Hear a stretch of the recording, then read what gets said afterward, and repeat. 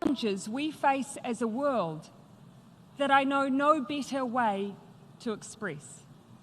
Māori concepts like kaitiakitanga, the idea that each of us here today are guardians of the land, of our environment, and of our people. There is a simplicity to the notion of sovereign guardianship. For decades, we have assembled here under the assumption that we narrowly cooperate only on the issues that overtly impact on one another. Issues like international trade rules, the law of the sea, or humanitarian access to war zones. The space in between has essentially been left to us. We, the political leaders of the world, have been the authors of our own domestic politics and policies. Decisions have been our own, and we have ultimately lived with the consequences. But the world has changed. Over time, we have become increasingly interdependent. We see more and more often domestic decisions that have global ramifications. Physical events have taught us that in obvious ways. Oil spills that show no respect for maritime boundaries. Nuclear accidents and testing, the impacts of which are never confined to the exact location in which they occur. But our interdependence, our connection, runs so much deeper than that. And experiences in recent years should lead us all to question whether any of us ever truly operate in isolation anymore. This is a question that we, the remote but connected nation of New Zealand, have been grappling with this year. There are things that we are well known for in New Zealand. Green rolling hills, perfect, you might say, for hobbits to hide in and for plenty of sheep to roam. We're known for manaakitanga, or the pride that we take in caring for our guests, so much so that it even extends to our most entrenched sporting rivals. And now we're known for something else, the 15th of March 2019, the day an alleged terrorist undertook the most horrific attack on a place of worship, taking the lives of 51 innocent people, devastating our Muslim community, and challenging our sense of who we are as a country. Now, there is no changing a nation's history, but we can choose how it defines us. And in Aotearoa, New Zealand, the people who lined up outside of mosques with flowers, the young people who gathered spontaneously in parks and open spaces in a show of solidarity, the thousands who stopped in silence to acknowledge the call to prayer 7 days later, and the Muslim community who showed only love. These are the people who collectively decided that New Zealand would not be defined by an act of brutality and violence, but instead by compassion and empathy. Make no mistake, though, we do not claim to be a perfect nation. While we are a home of more than 200 ethnicities, that does not mean that we are free from racism or discrimination. We have wounds from our own history that 250 years on from the first encounters between Māori and Europeans, we continue to address. But since the terrorist attack in New Zealand, we have had to ask ourselves many hard and many difficult questions. One example sticks in my mind. It was only days after the shooting, and I visited a mosque in our capital city. After spending some time with community leaders, I exited and walked across the car park where members of the Muslim community were gathered. And out of the corner of my eye, I saw a young boy gesture to me. He was shy, almost retreating towards a barrier, but he also had something he clearly wanted to say. I quickly crouched down next to him. He didn't say his name or even hello. He simply whispered, "Will I be safe now?" What does it take for a child to feel safe? As adults, we are quick to make the practical changes that will enable us to say that such a horrific act could never happen again. And we did that. Within 10 days of the attack, we made a decision to change our gun laws and banned military-style semi-automatic weapons and assault rifles in New Zealand. We've started on a second tranche of reforms to register weapons and to change our licensing regime. These changes will help to make us safer.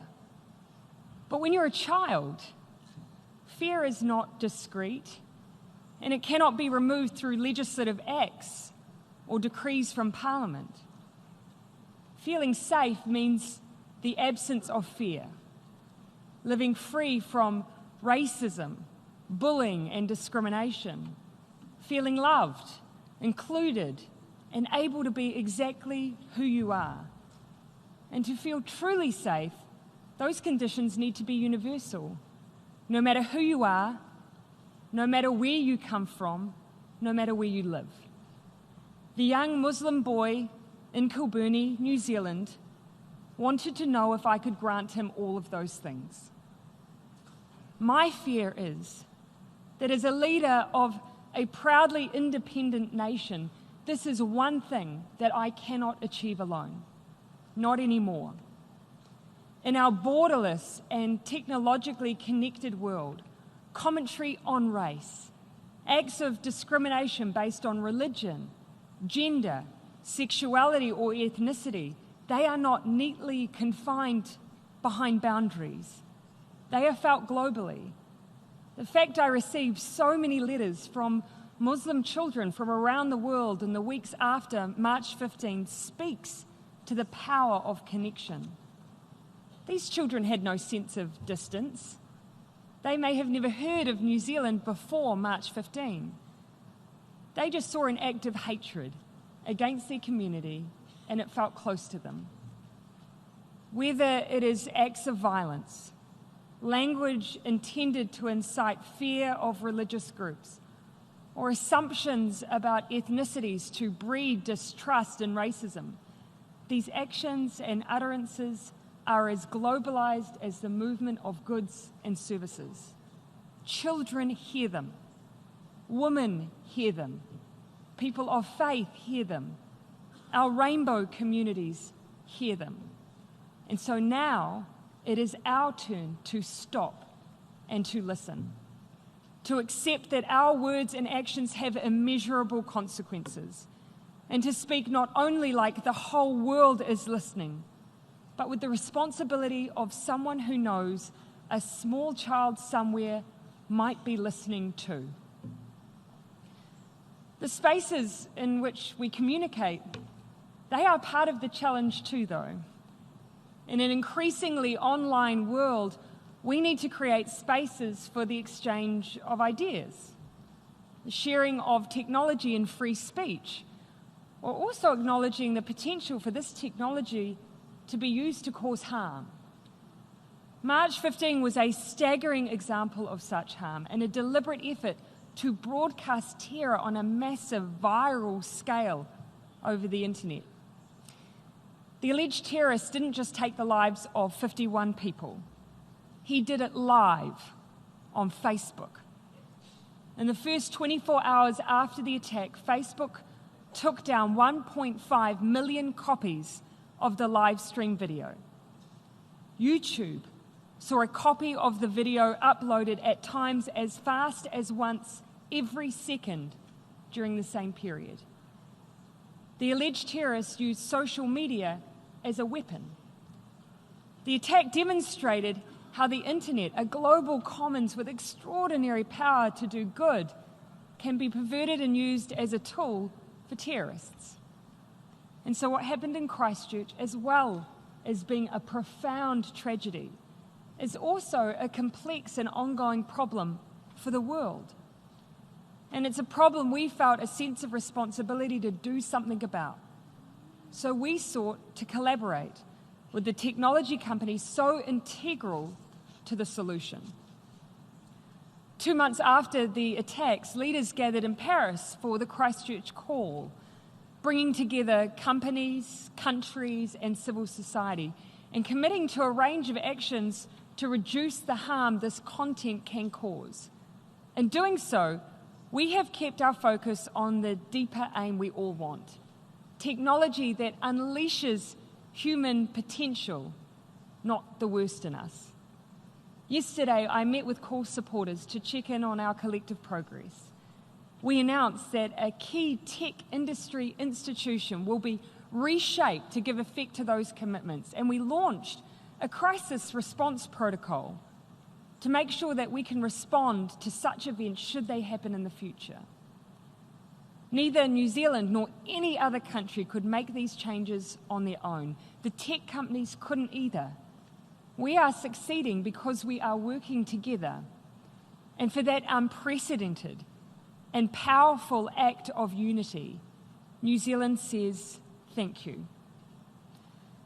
The centrality of technology in our lives, it's not the only example, though, of our increasing interconnection and our reliance on one another if we are to respond to the challenges we face. There is perhaps no better example of our absolute interdependence than the issue of climate change. When the United Nations Secretary General visited the Pacific region this year, he saw firsthand how countries that have produced the fewest greenhouse gas emissions are now facing the most catastrophic effects. In his words, to save the whole planet. In fact, 7 out of the 15 most climate-affected nations in the world sit within the Pacific region. Places like Tuvalu, with a population of just over 11,000 people, barely contributes to global emissions, but is paying the price for our collective inaction. Atolls so low-lying that in weather events, the water on either side of it can flow together and join at the narrowest points, engulfed by the sea. Or Tokelau, a beautiful set of 3 atolls that can only be accessed by boat, where the children speak knowledgeably about climate change, knowing that unlike all of the challenges their self-reliant forebears have ever faced, this is the one that is completely and utterly in other people's hands. Now, they have never met you, and nor you them, but I can tell you that their expectations on all of us are high. Meeting those expectations will require us to use every policy lever available. And just like the Christchurch call to action, we need to work with partners inside and outside government to make change. In New Zealand, we have plenty of work to do. We may only make up 0.17% of global emissions, but like so many others, our gross emissions have been rising steadily since the 1990s. And that's why we have coupled ambition with action.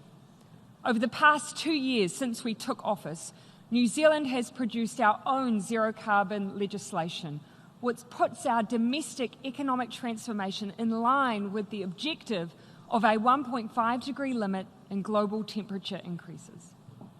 We've continued with our goal of planting 1 billion trees.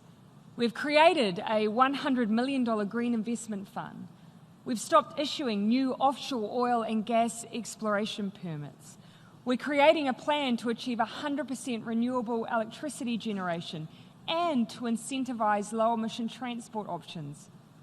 And we're supporting our Pacific neighbours with projects to increase solar power, reduce the use of diesel generators, protect coastlines, and stop seawater from entering water supplies. But some answers to the climate challenge are easier than others. The vast bulk of our greenhouse gas emissions, for instance, don't come from transport, energy generation or waste, but from one of the things that we pride ourselves on, our food production for the world. We know this requires us to adapt. In fact, our farming leaders have made their own commitment to cutting emissions from food production. Over the next 5 years, we will collaborate with farmers to build systems in New Zealand which every farmer will be able to use to measure, to manage, and to reduce their own farm's emissions. We are doing this because we are unique. Agriculture makes up nearly half of our greenhouse gas emissions, setting us apart from our OECD counterparts. But we won't stay out there on our own for long. When other countries cut pollution from traditional sectors like energy and transport, their profiles will start to look more and more like ours does today. New Zealand will never produce all of the food that the world needs, no matter how many sheep you may think we have. But we can produce the ideas and the technology that the world needs for everyone to farm and to grow in the most sustainable way possible. New Zealand is determined to do good and to be good for the world. And that is why we are also focused on tackling the billions of dollars that countries spend annually on fossil fuel subsidies, billions that could instead be spent on transitioning to new forms of clean energy generation. Despite commitments to phase out such subsidies by groups like the G20 and APEC, we are still struggling to see concrete action. It is time to do things differently. New Zealand will once more be calling on countries to support an end to fossil fuel subsidies at the 12th WTO Ministerial Conference in June 2020. And this week, New Zealand, alongside a group of like-minded countries, will also announce the launch of a new initiative that applies trade levers to climate-related goods, services, and technologies. It's time for trade deals to become a force for good on climate action. They need to stop allowing perverse subsidies that incentivize pollution and finally remove tariffs on green technology. Fossil fuel companies should no longer reap the benefit of subsidies that many, like our farmers and others, have been asked to give up. Without the billions in subsidies that go into the fossil fuel industry, green energy can compete on an even footing. It's both the most fair and economically consistent thing to do. My question is, will you join us? And this is where we return to the concept again that challenges our modern political environment. We are being asked to make decisions that are local, but with consequences that are global. And yet, this is what climate change requires us to do. This is what historically our commitment to the UN Charter and the Universal Declaration of Human Rights asks us to do. It's what standing up against acts of violence and discrimination asks us to do. Our globalized, borderless world asks us to be guardians, not just for our people, but for all people.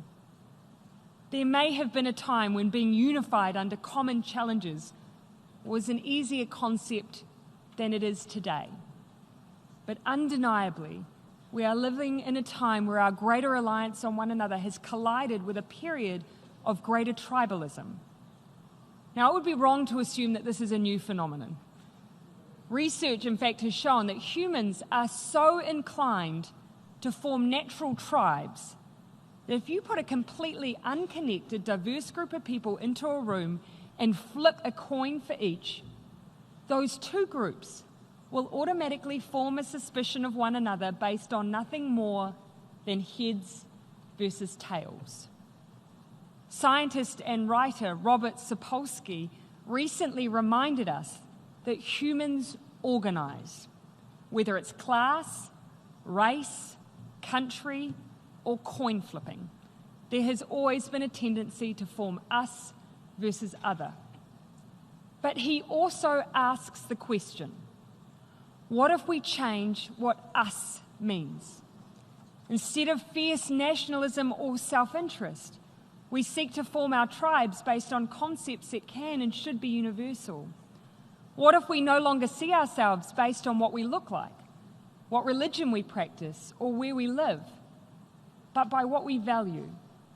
Humanity, kindness, an innate sense of connection to each other, and a belief that we are guardians, not just of our home and our planet, but of each other.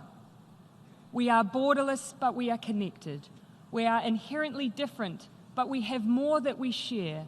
We may feel afraid, but as leaders, we have the keys to create a sense of security and a sense of hope. We just need to choose. Tātou tātou, nō reira, tēnā koutou, tēnā tātou katoa.